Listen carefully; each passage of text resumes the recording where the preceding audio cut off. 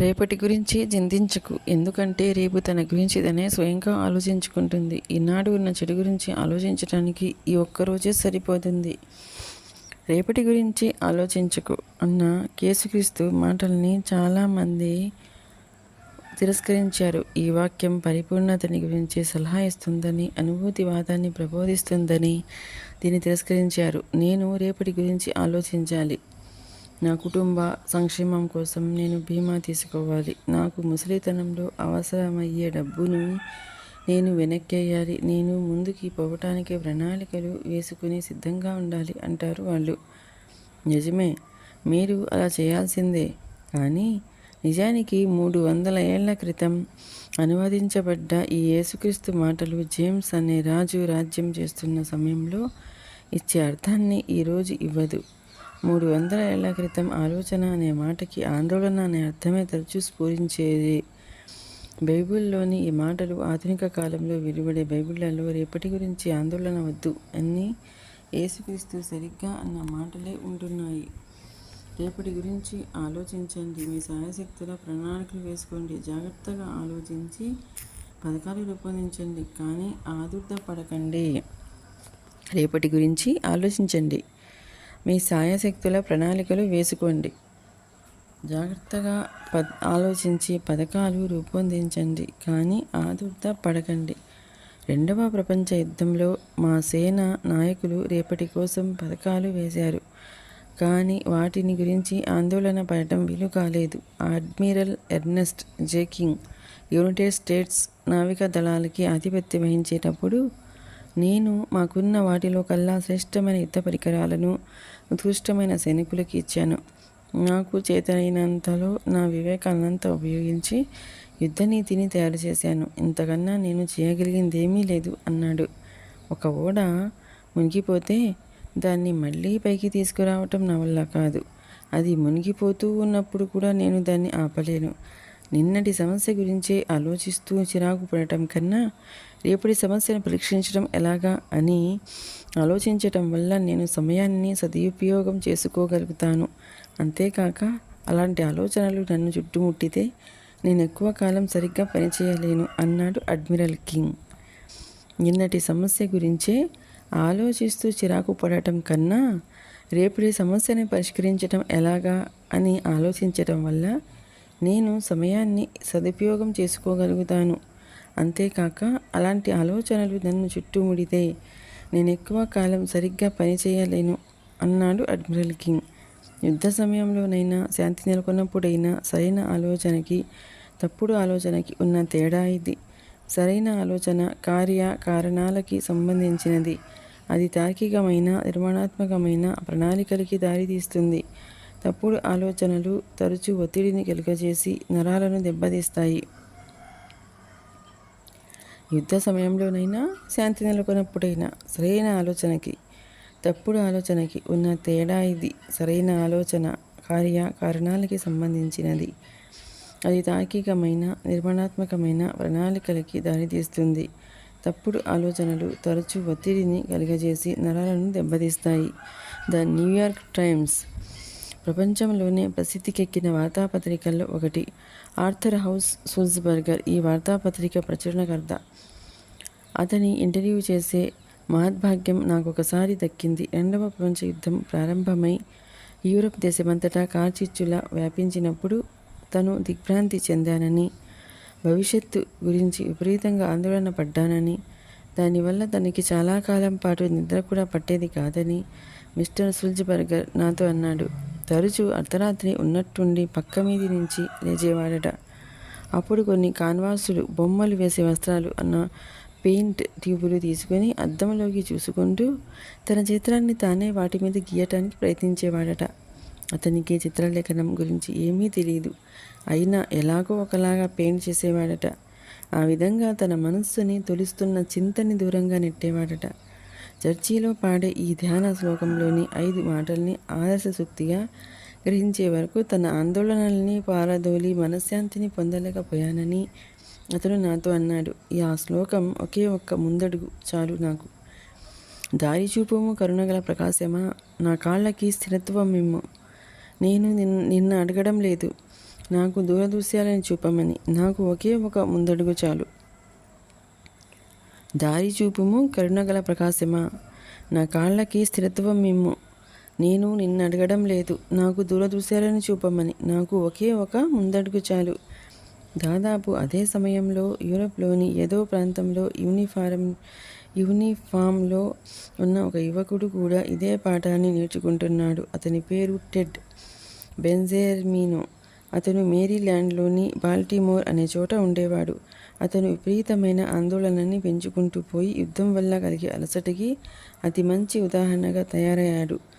Ted బెంజెర్మినో ఒక చోట ఇలా రాశాడు: 1945 ఏప్రిల్ నెలలో నేను విపరీతమైన ఆందోళనకి గురయ్యి డాక్టర్లు చెప్పే స్పాస్మోటిక్ ట్రాన్స్వర్స్ కోలోన్ అనే పెద్ద పేగుకి సంబంధించిన వ్యాధిని తెచ్చుకున్నాను. ఆ వ్యాధి మనిషికి భరించరాని నొప్పిని కలిగిస్తుంది. ఆ సమయంలో యుద్ధం కనుక ముగిసిపోయి ఉండకపోతే నా ఆరోగ్యం పూర్తిగా నాశనం అయి ఉండేది. నేను పూర్తిగా అలసిపోయాను. 94వ కాల్బలాల శాఖకి గ్రియోస్ రిజిస్ట్రేషన్కి చెందిన నాన్ కమిషన్డ్ ఆఫీసర్గా ఉండేవాడిని నేను. యుద్ధం చేస్తూ చనిపోయిన వారి పేర్లు, కనబడకుండా పోయిన వారి పేర్లు, ఆసుపత్రుల్లో చేర్చబడ్డ వాళ్ళ పేర్లు సేకరించి వాటిని రికార్డులోకి ఎక్కించడం నా పని. యుద్ధం తారాస్థాయిలో ఉండగా హతులై హడావిడిగా పూడ్చిపెట్టబడిన మిత్రరాజ్య సైనికులు శవాలని, శత్రురాజ్య సైనికుల శవాలని వెలికితీసే పనిలో కూడా నేను సహాయం చేసేవాడిని. వాళ్ళకి చెందిన వస్తువులన్నిటినీ పోగు చేసి వాటిని ఎంతో జాగ్రత్తగా విలువైన జ్ఞాపికలుగా దాచుకునే వాళ్ళ తల్లిదండ్రులకు, బంధుమిత్రులకు వాటిని పంపటం కూడా నా బాధ్యతే.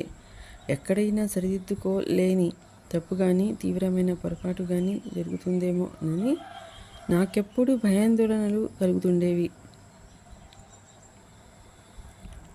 నేను వీటి నుంచి బయటపడగలనా లేదా అని ఎప్పుడూ చింతిస్తూ ఉండేవాడిని. నా ఒక్కగానొక్క బిడ్డని మళ్ళీ నా చేతుల్లోకి తీసుకోవటానికి బతికి ఉంటానా లేదా అనుకునేవాడిని. నా కొడుకుని నేను చూడనైనా లేదు. వాడికిప్పుడు 1 సంవత్సరం 4 నెలలు. నేనెంతగా దిగులు పడి అలసిపోయానంటే నా బరువు 34 పౌండ్లు తగ్గిపోయింది. నేను దిగులుతో పిచ్చివాడిలా అయిపోయాను. నా చేతిలోకి వేసి చూసుకుంటే అక్కడ ఎముకలు, చర్మము తప్ప మరేమీ కనిపించలేదు. నేను శారీరకంగా ఇంకా వంగిపోయిన స్థితిలో ఇంటికెళ్ళాలంటే భయపడ్డాను. నేను ఆపుకోలేని దుఃఖంతో చిన్న పిల్లవాడిలా ఏడ్చాను. నేనెంతగా చలించిపోయానంటే ఒంటరిగా ఉంటే నా కళ్ళలోకి కన్నీళ్లు ఉబికేవి. యుద్ధం ప్రారంభమయ్యాక ఒక దశలో నేనెంత తరచుగా ఏడ్చేవాడినంటే ఇక మళ్ళీ మామూలు మనిషిని అవ్వనేమో అనే భయం వేసేది. నేను ఒక ఆర్మీ ఆసుపత్రిలో అడ్మిట్ అయ్యాను. అక్కడి ఆర్మీ డాక్టర్ ఒక ఆయన నాకిచ్చిన సలహా వల్ల నా జీవితం పూర్తిగా మార్పు చెందింది. నన్ను పూర్తిగా పరీక్ష చేశాక నాలో శారీరకంగా ఏ వ్యాధి లేదని, నా సమస్య మానసికమైనదని ఆయన చెప్పాడు. ఆ తర్వాత ఆయన ఇలా అన్నాడు: టెడ్, నువ్వు నీ జీవితాన్ని ఒక ఇసుక గడియారం అనుకో. దాని పైభాగంలో కొన్ని వేల ఇసుక రేణువులు ఉన్నాయని నీకు తెలుసు. గ్లాసు మధ్యలో ఉన్న ఇరుకైన ద్వారం గుండా అవన్నీ నెమ్మదిగా క్రమంగా కింది భాగానికి చేరుకుంటాయి. ఒకసారికి ఒక ఇసుక రేణువు మటుకే కింది భాగంలో పడగలదు. నువ్వు నేను ఏం చేసినా అది పాడైపోతుంది. నువ్వు నేను మిగతా వాళ్ళందరూ కూడా ఈ ఇసుక గడియారం వంటి వారమే. టెడ్, నువ్వు నీ జీవితాన్ని ఒక ఇసుక గడియారం అనుకో.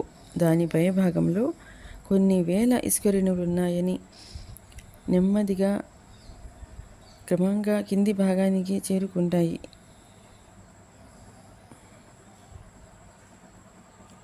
ఒకసారికి ఒక ఇసుక రేణువు మట్టుకే కింది భాగంలో పడగలదు. నువ్వు నేను ఏం చేసినా అది పాడైపోతుంది. నువ్వు నేను మిగతా వాళ్ళందరూ కూడా ఈ ఇసుక గడియారం వంటి వారమే. పొద్దున్న లేవగానే మనమందరం ఎన్నో పనులు పూర్తి చేయాలని అనుకుంటాం. కానీ ఒక్కొక్క పనిగా చేసుకుంటూ పోకపోతే ఈ ఇసుక గడియారంలోని ఇసుక రేణువుల్లాగే ఒక్కొక్క దాన్నే చేసి ముగించకపోతే మనం శారీరకంగానూ మానసికంగానూ దెబ్బతినక తప్పదు. ఆ రోజు ఆ డాక్టర్ నాకిచ్చిన సలహా మర్చిపోలేనిది. దాన్ని నేను నా జీవితంలో పాటిస్తూనే ఉన్నాను. ఒకసారికి ఒకే ఒక ఇసుక రేణువు, ఒకసారికి ఒకే ఒక పని. ఆ సలహా యుద్ధ సమయంలో నా శరీరాన్ని మనసుని కాపాడింది. అంతేకాదు ప్రస్తుతం నేను art crafters printing and offset కంపెనీలో పారా సంబంధాలు వ్యాపార ప్రచార ప్రకటనలకు నిర్దేశకుడిగా చేస్తున్న నా పనికి కూడా ఆ సలహా ఎంతో సాయం చేస్తుంది. యుద్ధం జరుగుతున్నప్పుడు తలెత్తిన సమస్యలే నాకిప్పుడు ఈ వ్యాపారంలో కూడా తలెత్తటం కనిపిస్తుంది. ఎన్నో పనుల్ని ఒకే సమయంలో చేయాల్సి వస్తుంది. వాటిని చేయడానికి ఉన్న సమయం కూడా చాలా తక్కువే. ఒకప్పుడు మా దగ్గర నిల్వ సరుకు చాలా తక్కువగా ఉండేది. కొత్త నమూనాలు ఉండేవి, సరుకుల్ని అమర్చే కొత్త పద్ధతులుండేవి, మారిన చిరునామాలు ఉండేవి. పాత ఆఫీసుల్ని మూయటం, కొత్తవి తెరవటం జరిగేది. ఇంకా ఇలాంటివి 1,00,000 పనులు. వీటి గురించి ఆలోచించి ఒత్తిడి పెంచుకొని గాబరా పడకుండా ఆ డాక్టర్ చెప్పిన విషయాన్ని జ్ఞాపకం చేసుకున్నాను. ఒకసారికి ఒకే ఒక ఇసుక రేణువు, ఒకసారికి ఒకే ఒక పని. ఆ మాటల్ని మళ్ళీ మళ్ళీ మనసులో మననం చేసుకుంటూ ఉండటం చేత యుద్ధరంగంలో నన్ను కుంగదీసిన కంగారు, గందరగోళం లాంటివేవీ లేకుండా నా పనులన్నిటినీ సమర్థంగా పూర్తి చేసుకోగలిగాను. మన వర్తమాన జీవన విధానంపై ఉన్న ఒక భయంకరమైన వ్యాఖ్యానం గురించి ఒక ఉదాహరణ ఇస్తే సరిపోతుంది. ఒకసారి మా ఆసుపత్రిలో సగం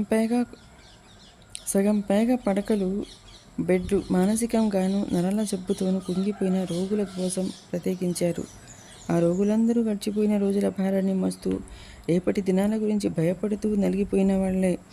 అయినా ఆ రోగుల్లో అధిక శాతం హాస్పిటల్లో చేరకుండా తప్పించుకుని ఉండవచ్చు. హాయిగా నలుగురికి ఉపయోగపడే విధంగా బతికి ఉండవచ్చు. రేపటి గురించి ఆందోళన పడకండి అనే యేసుక్రీస్తు సూక్తిని కానీ, ఏ రోజుకు ఆ రోజు వర్తమానంలో జీవించండి అనే సర్ విలియం అస్లర్ మాటలు కానీ వారు వినిపించుకుని ఉంటే వారికి అది సాధ్యమై ఉండేది. మీరు నేను ఈ క్షణాన 2 అనంతకాలాల సంధి స్థలంలో నిలబడి ఉన్నాం.